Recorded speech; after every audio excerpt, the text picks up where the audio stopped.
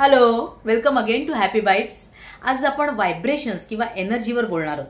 तुम्हाला माहिती आहे की पूर्ण ब्रह्मांड हे व्हायब्रेशन्सनी आणि एनर्जीनी भारलेलं किंवा भरलेलं आहे आणि आपलं पूर्ण लाईफ अकॉर्डिंगली वर्क करत असतं. आपण त्याच्याबद्दल अवेअर असू किंवा नसू, but it's working on its own pace and its own space.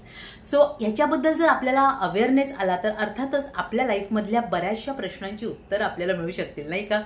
आता या व्हायब्रेशन्स बद्दल बोलायचं झालं तर ही व्हायब्रेशन्स जर पॉझिटिव्ह असतील ना तर आपण अट्रॅक्ट करतो आपल्या लाईफमध्ये पॉझिटिव्ह एनर्जी, आणि ती जर निगेटिव्ह असतील तर काय बोलायचं.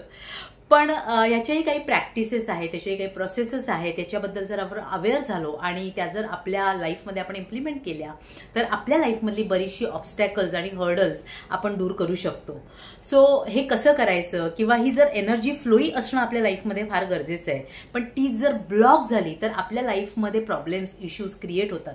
पण त्याबद्दल आपल्याला माहिती नसल्यामुळे हे का होतंय, नेमकं का घडतंय, ह्याची उत्तर आपल्याला मिळत नाहीत.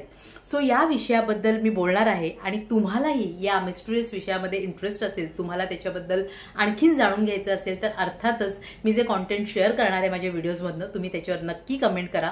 तुमचे काही क्वेश्चनिंग असतील, क्वेरीज असतील तर 1 to 1 माझ्याशी शेअर करू शकता आणि आपण नक्की प्रयत्न करू to make all it out. So तोपर्यंत तुम्हाला सगळ्यांना lots of love and light to all you lovely people.